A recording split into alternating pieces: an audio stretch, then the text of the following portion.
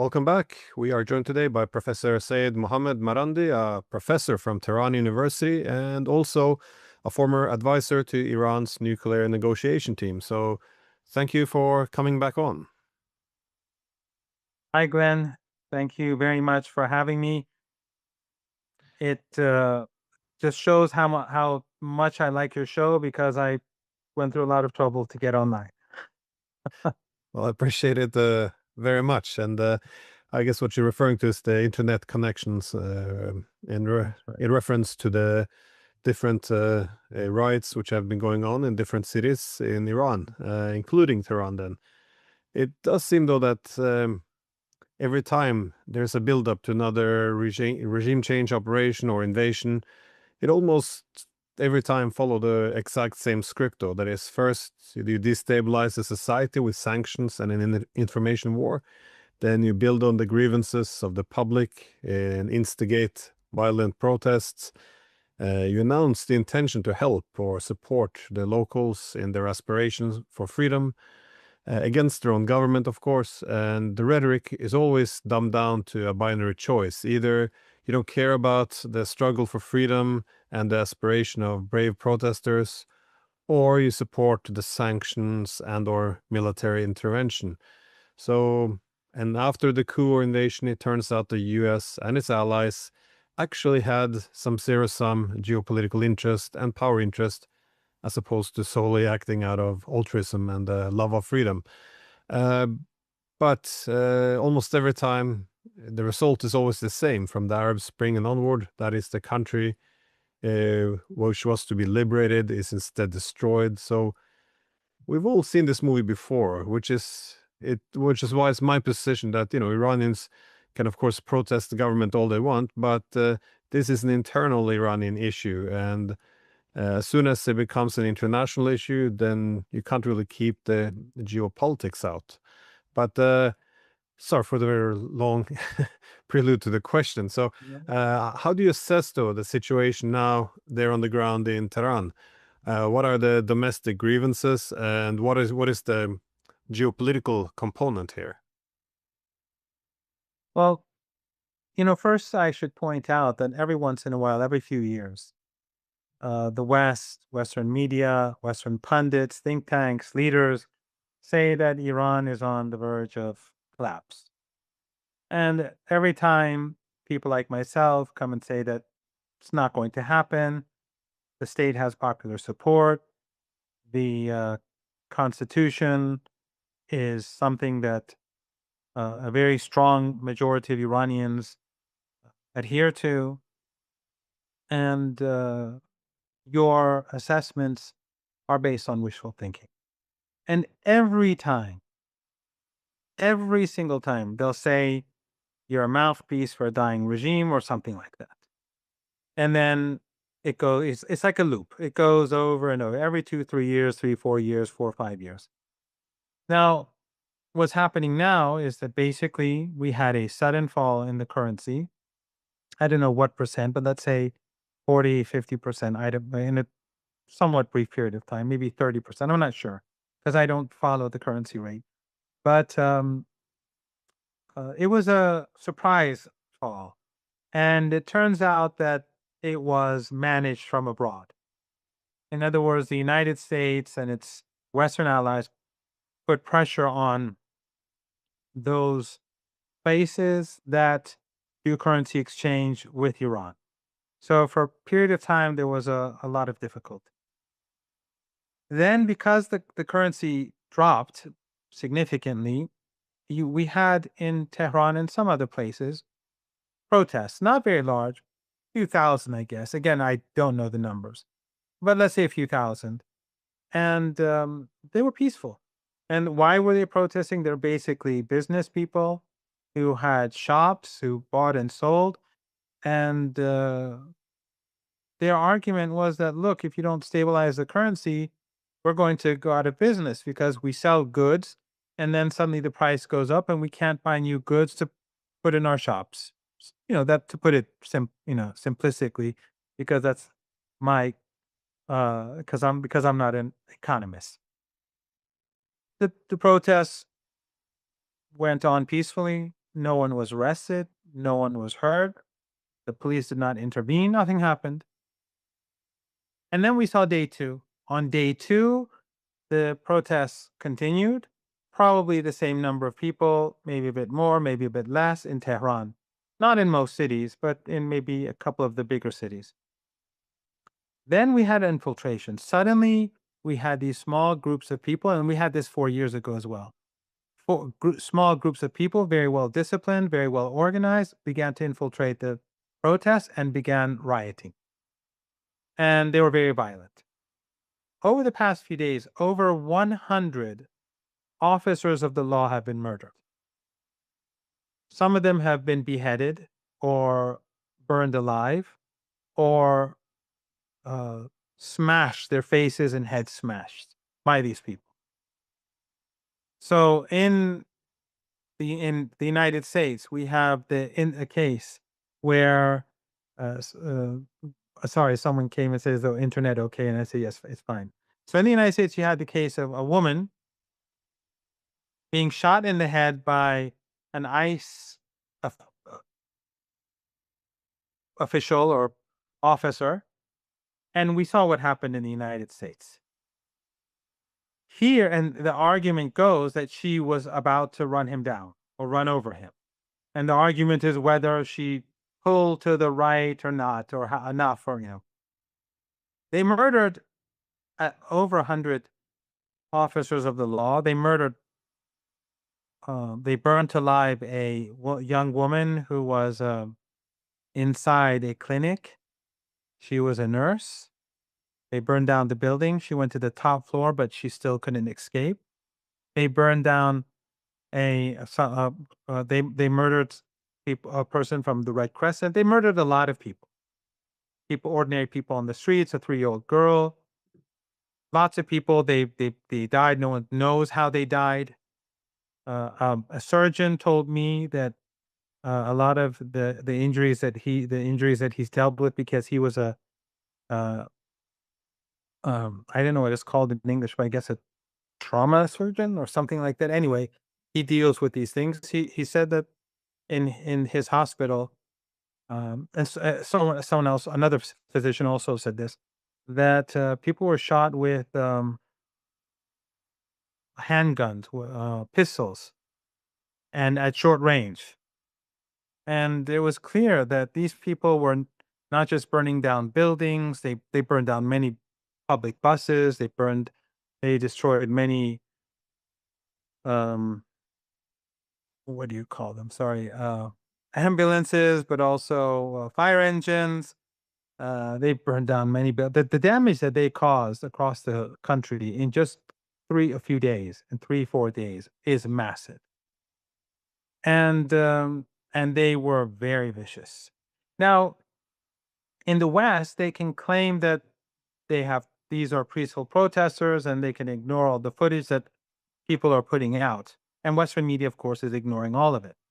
But today, Monday, across the country, we had demonstrations protesting against the rioters, against the terrorists, and in support of the Islamic Republic of Iran and the Constitution. Anyone can go and look at the footage. These protests were across the country in every single city. So people could not, it wasn't as if people go from one city to another and gather in one place. Each city has its own. So people can look at the crowds in Isfahan, in Tabriz, in Ahvaz, in Mashhad, and anywhere. And they were unbelievably large. And in Tehran, probably from what I've seen, this is the largest gathering of people that we've ever had before, quite possibly. So people can't deny what was shown on television. They can go to Press TV, the Press TV Twitter account. My Twitter account has a couple. Whenever I get into a studio, since I don't have internet, so we can only get Iranian websites right now. So when I want to do a tweet, when I come to a studio, quickly do it, and then when I go out, I can't do it anymore. So because I don't have my own connection for the time being, just like everyone else. But the point is that despite all the riots and despite the enormous propaganda, you have this empire, media empire in Persian, based in Western countries that include many TV channels. Some say in the hundreds. I don't know. I don't watch them. They have, yeah, infinite number of websites, Twitter accounts. They have Twitter armies. They have online armies. They have bots. They have everything, and Telegram channels. Everything. They outgun the Iranian state media by far. And I assume every year billions of dollars are invested in it because they pay for 3 or 4,000 people in Albania who are in a camp there who day and night they're on Facebook, Instagram, Twitter, and whatever else there is out there. I only have a Twitter account. Everything else has been shut down by the my Facebook account and Instagram. So I only have Twitter. I don't know much about the other platforms. But in any case, the point is they're spending billions of dollars a year on psychological warfare, and they try to create economic hardship. That's what the maximum pressure sanctions are. And then today you have these crowds on the streets, and Western media tries to hide the facts that many millions of people are on the streets today. Many millions. I don't know the numbers, but many millions across the country. Well, there's And no one has to take my word for it. They can just go through the footage, city after city, just look at the crowds and assess for themselves if this is something that happens in their countries or not. Yeah, I've seen those marches as well, the protests, well, in support of the government. And yeah, they're huge indeed. I haven't seen them on our news channel here yet, though, in Europe, but maybe they're Don't just bet on it being shown on any of them. yeah. Well, again, there's a narrative control being asserted here, and as you said, it's painting a government as illegitimate for the purpose of yeah, toppling it, destroying it, and the people now speaking out the loudest, empathy for the Iranian people. It's hard to take it seriously because these are the same people who just bombed Iran recently and are all for bombing it again, and now, of course, seeing Iran as an obstacle for geopolitical interest in the region. So this idea that you can just point to some protesters on the street saying, well, these are the real freedom-loving Iranians, and we have to do everything we can to support them. It's not genuine. I mean, one can support or be opposed to the government Iran, irrespective of that. None of this coverage is authentic or genuine. But what do we know about the involvement, though, of foreign intelligence agencies in Iran to stoke these things?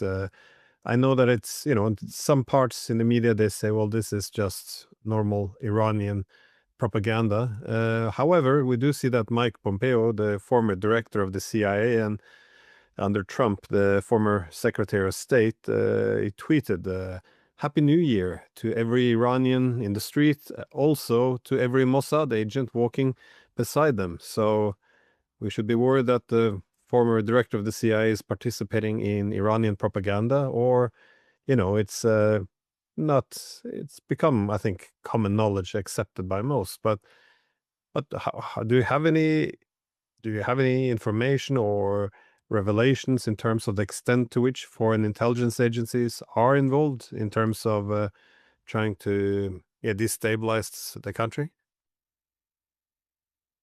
Well, a number of things. One is that, um, if you in the rally in Tehran, which I'm sure was well over 1 million people. I don't know what the numbers were, but it was just extraordinary. But if you go and speak to these people, they don't have one political view. Some of them are pro this administration, some are opposed to it, some are, they have differing views altogether. Some are of one political persuasion, some are of another. Um, the point is that they support the Constitution and the legitimacy of the state. And they're willing to go to a great deal of trouble to support it, because you've been to Tehran. Just get it. Today was not a holiday. Just getting there and going back takes hours. And many of the people who participated come from work, or they have to go back to work. And it's a huge city. In other words, I mean, it's not like me, like a university, an academic. You know, my salary is significantly higher than a factory worker or many other people. So they, in order to get there, they're spending a whole day effectively to take a stand, to state their position, to make it known that they are against this terrorism, against these riots, and against U.S. And Western domination over our country. It's not, in the smaller cities, it's easier to get to the protests. In Tehran, just getting there is harder than participating in the protests, and getting back is also a challenge in itself. So people are making a clear statement. With regards to foreign interference, I think it's clear as day, not only with regards to what Pompeo said, but also Mossad in, I think, in the Persian language account that they have. They also spoke of their agents being involved in Iran. And also a number of Israeli officials have spoken on Israeli TV and said more or less the same. But just to prove a point, the reason why they brought down the internet in Iran, they shut it down, was because these rioters were all being coordinated, and they're from different groups. They're ISIS, they're the Mujahideen Khalq, a terror organization based in Europe. They're the monarchists. They're the Komole, which is a Kurdish terrorist group. And all these different groups were active, killing people, destroying clinics, destroying banks, destroying private automobiles, destroying private houses. Real madness. And some of these people, by the way, were taking drugs, and there's footage of it. I may have tweeted one of those, one of where some lady is passing things out there. But in any case, these extremely violent people, when the internet went out, suddenly it collapsed. Suddenly it all collapsed. Why? Because they could no longer organize. Across the country it collapsed. So that's why we don't have internet. That's why I came all the way. I went to the rally and I got stuck in traffic. Went there, walked around for an hour and a half. Went back home, got stuck in traffic, and then came all the way from that side of the city to this studio. So I had to come all the way, like an hour drive, just to get internet, so I could speak with you. There's no internet for ordinary people, unless someone has like Musk's, whatever it's called. So when they cut off the internet, suddenly the network collapsed. And as I said, that's because this huge network that is nationwide and that has been active in different parts of Tehran and in different parts of major cities and in different cities across the country, it suddenly fell apart. Why? Because they were no longer able to coordinate with their paymasters abroad. And of course, those who were arrested, many of them had guns. They were shooting from within crowds at the police. As I said, some people, it seems, were being shot from within the crowd. It reminded me of the Maidan, if you recall, in 2014, when the people who were behind the coup, they were shooting both at the police in Kiev or Kyiv, depending on who controls the city next year. We'll have to decide then what the name of the city will be. But they were shooting both at the police, and they were shooting at the people on the streets. Why? Because they wanted more deaths. But as I said, I think that uh, someone like Pompeo, when he and Mossad itself gives out a Persian statement saying that we're on the ground in Iran, why should we need to prove anything? They are the ones who are boasting about it. That's fair enough. It's well, I saw that Trump, he gave one of the speeches on his plane, when which he made the claim that Iran had called yesterday and they want to negotiate. Again, it sounds like a hostage situation where they're almost claiming responsibility for what's happening on the ground in Iran. So yes, Iran wants to negotiate, but I guess there's something to this. Is this about? Is this about another nuclear deal? Is it about reducing Iran's deterrent in terms of its conventional ballistic missiles? Is it about Iran's support for its partners in the region? What is it that the United States want to negotiate this time? Well, no one contacted him.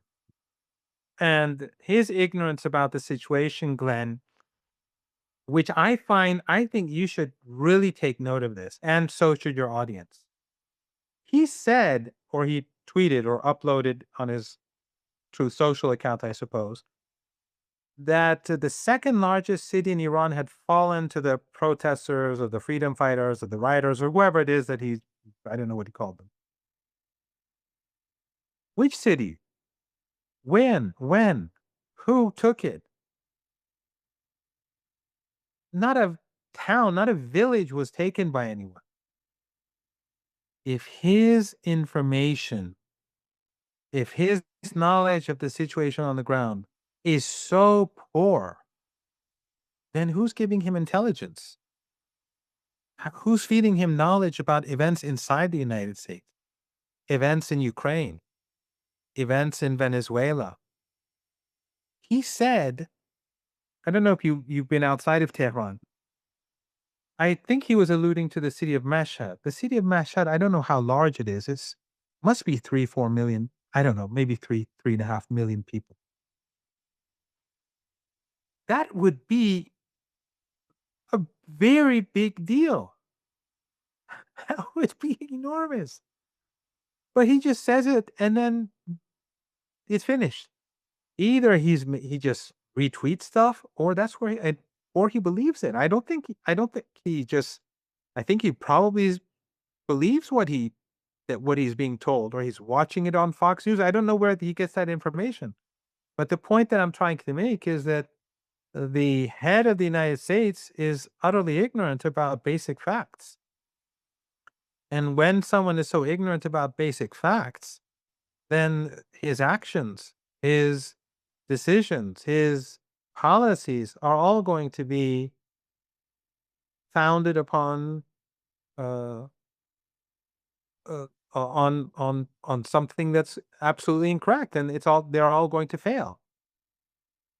So what does Trump want? Trump wants, if you recall, during the 12-day war, he also tweeted, and again, I'm using tweet in a loose way. I don't know, was it Truth Social or where it was, but he tweeted that, what was it? He said, what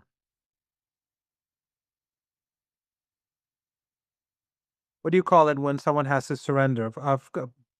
Capitulates. No. No, he used the term, like, complete surrender. Iran has to surrender, and the country has to surrender. Well, why does he do that? I mean, based on who's giving him that sort of knowledge? Who's telling him that Iran is in such a bad situation? And then it turns out that, as you know, by the end of the war, it was the Israelis were begging for a ceasefire. So absolute surrender, I think. I think that's what he tweeted. But in any case, I think what he wants is whatever the Israeli regime wants. And what does the Israeli regime want? He wants a broken West Asia and North Africa. He wants a fragmented West Asia. He wants to destroy nation states And I have no doubt that the Israeli regime ultimately, if it had the opportunity, would do the same to Saudi Arabia as it did to Syria. It would do the same to Egypt, and it would do the same to Turkey. And the foolishness of Erdogan is that he helped bring about this arrogance among Israeli regime leaders by helping, along with the Qatari regime, uh, who both of them, of course, under the umbrella of U.S. Policy, Obama policy of Operation Timber Sycamore, they destroyed Syria, and thus they have uh, empowered the Israeli regime on that particular front. But so Erdogan thought he's going to sort of create a mini Ottoman Empire.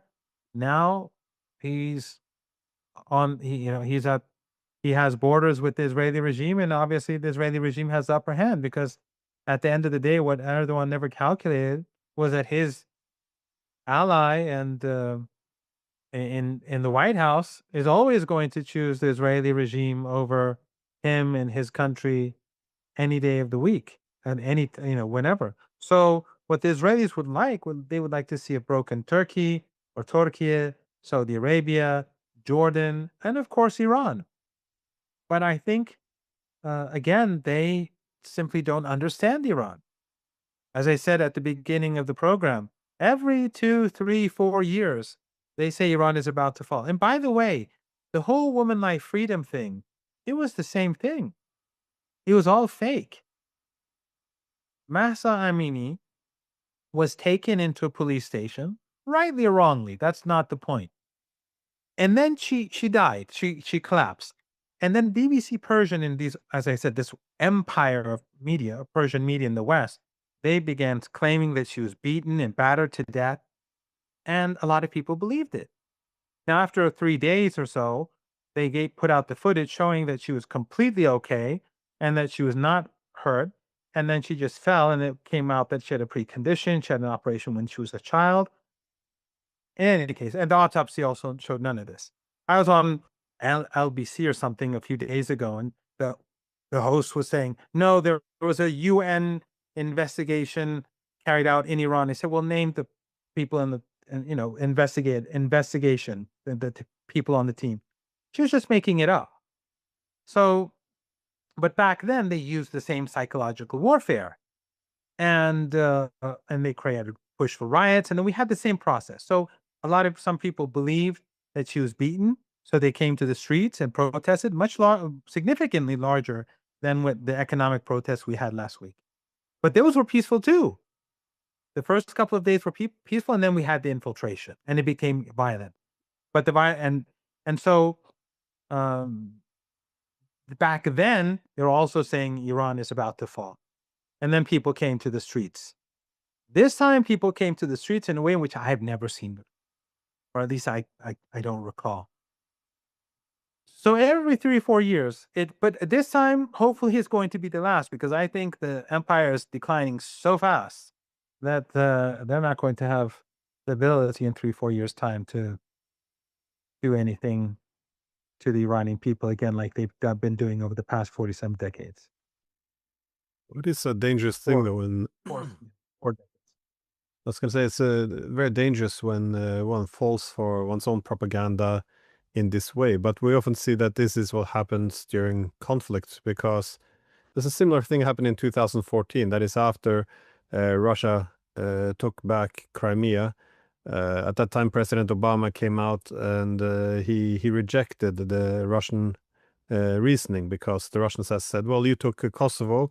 They were allowed to secede without the permission of the country, so why shouldn't Crimea? And Obama's reasoning was, well, you can't compare it, because in Kosovo there was a referendum. You had a lot of international observers, and observing the referendum, making sure it's legitimate. It goes into details almost about how it was carried out. And at the end of it, there never was a referendum in Kosovo. They just, but my point is, no journalist could point that out. Like, wait a second, that never happened, because then you're backing the narrative of Russia, and you can't do that. So it becomes like the moral obligation of every Western journalist to just pretend as if they didn't hear this, or pretend there was a referendum in Kosovo. And you see the same with the Ukraine war. Whenever something happens and what the Russians are saying is true, but it doesn't make Trump or, well, the US or NATO look good, it's just, well, just go with it.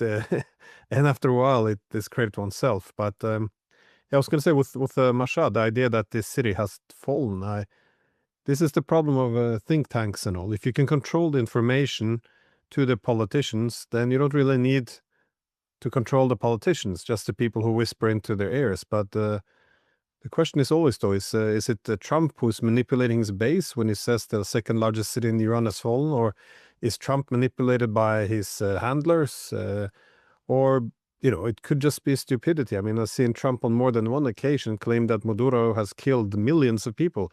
That's quite an achievement for a country the size of Venezuela. But it is a Yeah, it sort of perplexing. offends me because we should be the ones who kill the most. I mean, we're the evil, and the Iranians are the most evil of them all.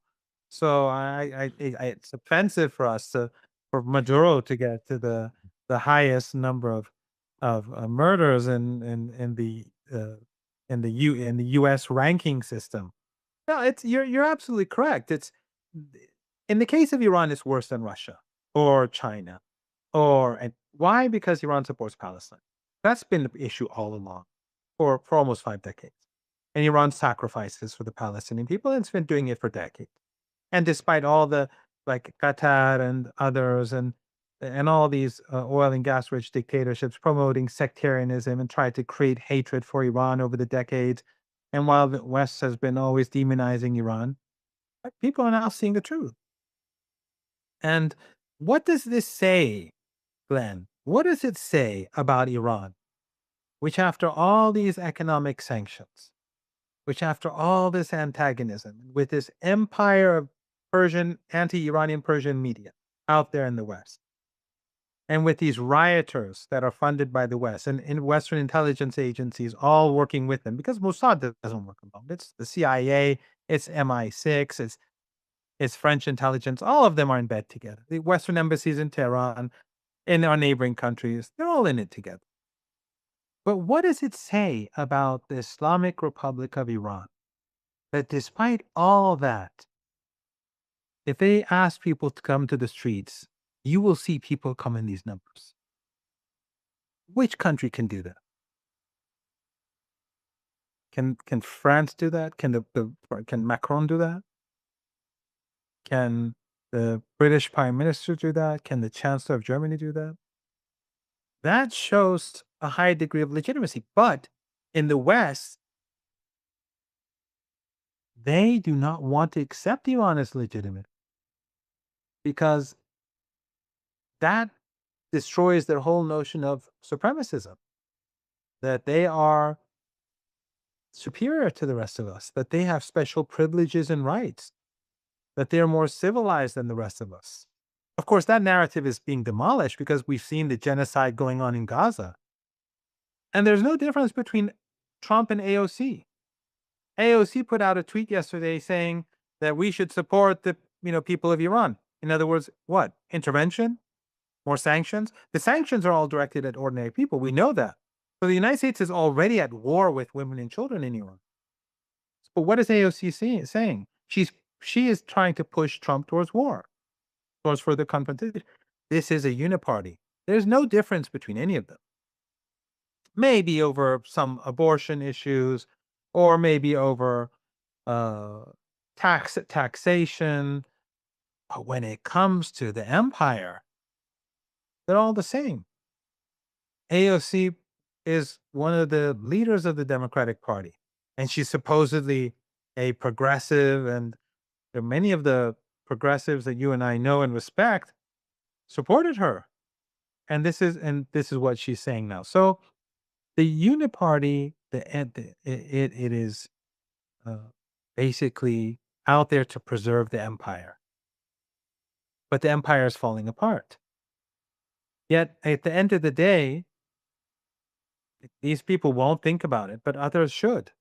then how is it that today, on Monday, so many millions of people in Iran came to the streets to say, we support the state, we support the constitution, we support Ayatollah Khamenei, and we support Iran's policies, and we condemn the United States, the Israeli regime, and the West, and those who support the rioters. What does that say about Iran, and what does that say about Western regime and media and think tank narratives about Iran? And even if one wanted to stimulate more open society, usually attacking a country is not the way to go. I mean, I mean, about open societies. yeah, The first day of the protests, there was no violence. There was no, but in the UK, if you hold a placard, if an 85-year-old Jewish woman holds a placard saying, I'm against genocide, she goes to jail. In Berlin, they'll batter them just because they wear a keffiyeh, symbolizing the Palestinian people. In Iran, the police only got involved after the violence became violent, and they were murdering police officers. And we have footage of them murdering police officers. We have lots of footage. They burned 2 young men in a mosque. They trapped them inside and started throwing Molotov cocktails, and they burned them alive. Or that woman nurse. So the West is in no position to talk about open society. Iranian society is far more open than the West. In the West, they're carrying out a genocide. In Iran, they're opposing the genocide. In the West, they arrest people for opposing genocide in Palestine. In Palestine, not even, it's not even about their own country. What they've done to university students in the United States, the list goes on. I mean, the facade, the pretense that they were a free and open society, that's all gone. No one believes it. Western media has been looking away as the genocide's been going on. It's been pretending that this is the riots in Iran are peaceful and that millions of people were supporting it. Now, when we have millions of people on the streets in Tehran saying no to the West, they're all looking away again. That's not a free society. That's not a democratic society. That's not a free press. That's just a facade.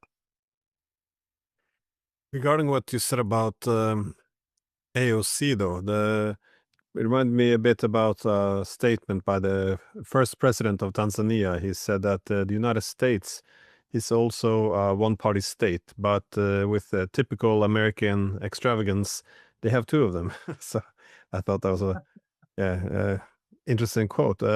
But my last question, though, is where, of course, this could be heading, because as we know, with all previous similar cases of trying to destabilize a country, the goal here is obviously not as altruistic as the rhetoric would suggest. Instead, we heard from Israel and some voices in the United States that war may be in the cards. Indeed, only yesterday, Lindsey Graham, the U.S. senator, suggested that they might strike Iran, last night or today. So that it's imminent, an attack on Iran. So bombing Iran to help its people. This is the rhetoric logic we're going with. But how likely do you see a war coming now? Well, that was what this whole thing was about from the beginning. They manipulated the currency in order to create unhappiness, unrest, and then their highly trained teams, very well trained. The police have been saying that this is not like anything they've seen before. Their teams went out and systematically started destroying property and killing people. So this was all about creating, I don't know, instability in Iran, or at least a narrative of instability in Iran. Let's say that would be more accurate, to legitimize strikes against the country. And that's why the CIA and Mossad and Others are doing this. They're trying to create the justification for war. But Iran is prepared for war. And after the protests that we saw today, people are behind the scenes, just like during the 12-Day War.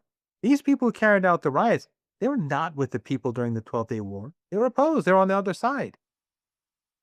They are a small minority. But after today, if the United States strikes, these are the people who are going to be steadfast and standing firm when Iran strikes back. And Iran may strike first if Iran sees that there's some sort of imminent threat. That's a new policy. The Iranians have said that we may actually carry out, if we feel threatened, we can carry out a strike initially before they do. Because Trump has threatened Iran, and the Israeli regime has already carried out a blitzkrieg attack. So Iran today is much more prepared for war. Ironically, the last 10 days have turned out to strengthen Iran rather than weaken Iran.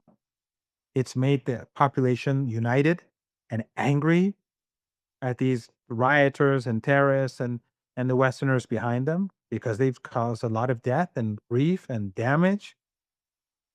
So I think that the whole objective from day one, which began with the currency manipulation, was to create an environment to justify war. And that's what Trump would do. Like the Americans would bomb and kill tens of thousands of Iranians or hundreds of thousands of Iranians in an ideal world for them to support these protesters. But in reality, what will happen is that Iran will hit back the Americans so hard and across the board that it will bring down the global economy and it will bring down the U.S. economy. And some people in the West say, that's not going to happen. Well, we'll see. We'll see. Iran's capabilities defeated Israel.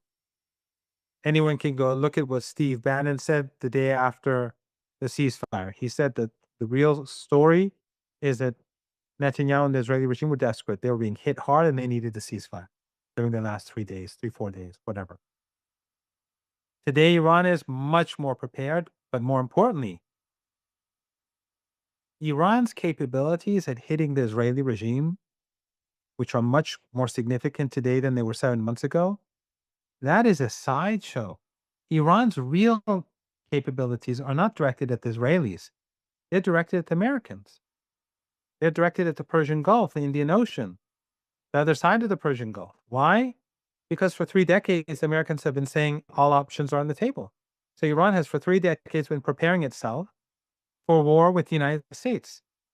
And so Iran has many underground drone and missile bases, short-range missiles, medium-range missiles, which are much more easy to move around and fire than these long-range missiles, and much more in number.